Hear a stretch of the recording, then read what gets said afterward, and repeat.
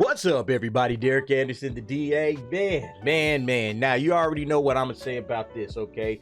Disney's Daredevil, all right? They call it the Disney Plus series. They're going to call it MCU. They're going to try to spin it any kind of way. This is Disney's Daredevil, and I can already guarantee you that this thing is not going to live up to your expectations nor mine, just based on the way we've been seeing Disney handle these properties, especially Moon Knight, and I'll get to that in just a moment. But just the way they handled Moon Knight, just the way that they've been dealing with Phase 4, you can already tell that, yeah, this thing isn't going to live up to the expectations of the fans. So just kind of keep your expectations relatively low when it comes to this series. And especially when you read headlines and it's talking about, yeah, we're not even going to use the original showrunners. Those guys have given their blessing, but they're off to other projects. They're not really worried about this whatsoever. They're hoping for the best, but you already know that where this thing is going, it's not going to go in a good place. Well, let's go ahead and get into this little article by Variety. By the way, if you haven't done so already, go ahead, drop a like for me. I really would appreciate that. And if you haven't subscribed, go ahead and hit that subscribe. All right, let's get on with the show. Daredevil Disney Plus series in the work with Matt Corman, Chris Ord, set to write, exclusive from Variety.com. All right, so basically it says here what we already kind of knew. I did a video on this like a couple of months ago, already talking about like my expectations and everything. So now that we're getting information on who the showrunners are going to be, we're going to take a little bit of a look at that as well. But it says here a new Daredevil series is moving forward at Disney Plus, with Variety having exclusively learned from sources that Matt Corman and Chris Ord are attached to write and executive produce. Rumors have persisted for a time that Disney Plus series about the Man Without Fear was in the works, especially considering that two of the stars of the Netflix Daredevil series, Charlie Cox and Vincent D'Onofrio, have appeared in recent Marvel projects. Cox once again played Matt Murdock, the secret identity of Daredevil, in the film Spider-Man No Way Home. And of course, you know, the Kingpin was in Hawkeye. So it looks like they're going to get a series. Now it says here with the hiring of Corman and Ord. All right, so who's Corman and Ord, right? They haven't announced anything formally, but they've hired these guys. Who are Corman and Ord? Okay, so Corman and Ord apparently did a series, and I think it gets down into it here, right here, yeah. So Corman and Ord most famously co-created the USA series Covert Affairs, starring Piper Perabo and Christopher Gorman. The show aired for 5 seasons on the basic cabler between 2010 and 2014.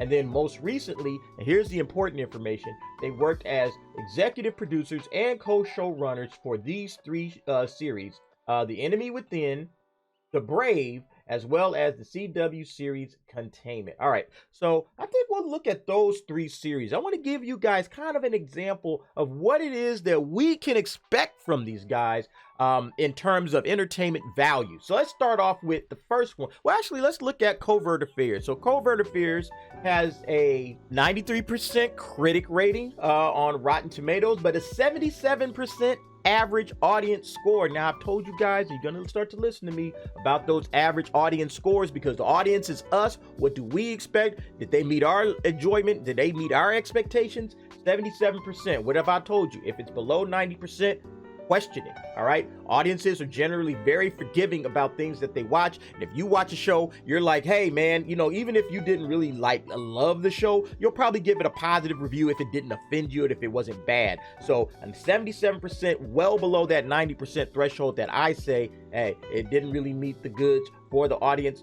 You have to start to question it. All right, but let's look at the other shows, okay?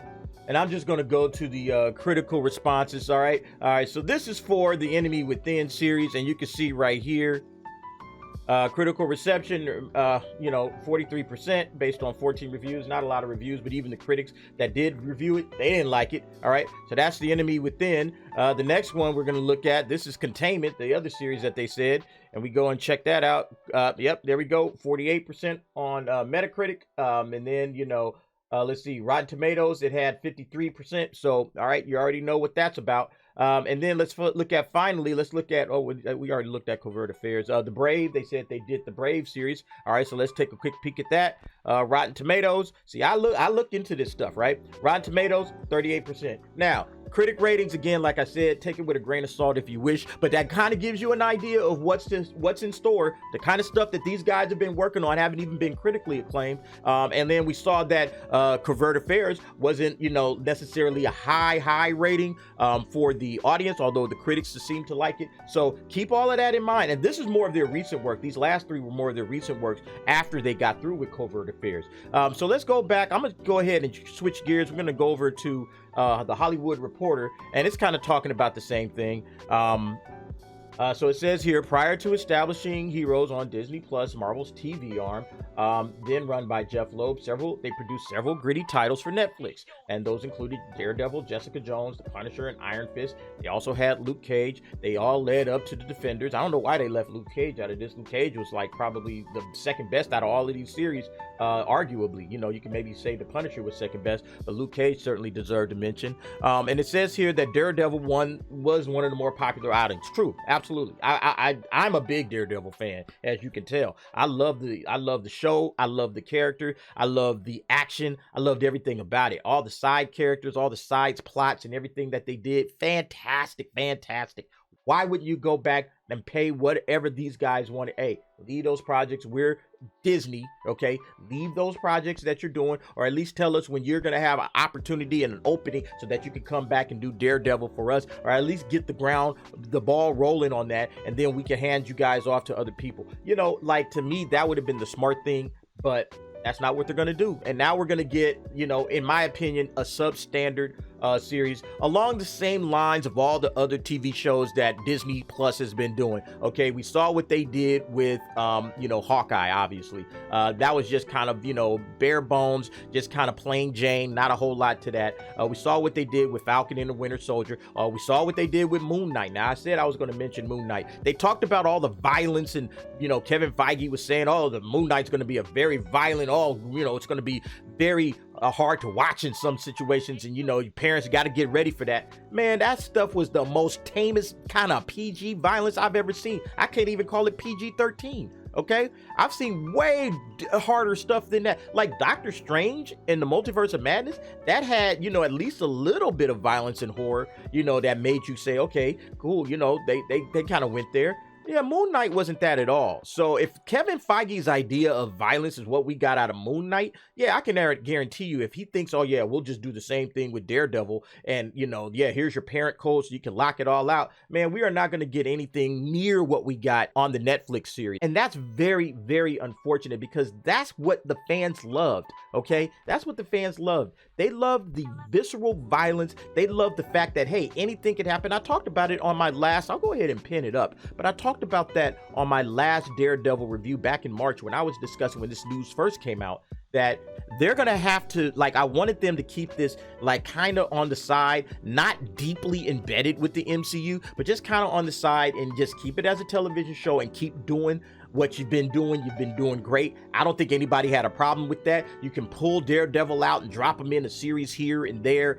That's fine. But you got to keep that show the same, because that show was enjoyable. Fans loved it. So if you don't do that, yeah, you're going to have a big issue. You're going to have a lot of problems. I also said you got to keep the tone the same. You got to keep that story world the same, because that story world is hugely important. I've already talked to a couple of people, and they said if that story world is anything unlike the story world we got in the Netflix series, I'm going to be hugely disappointed.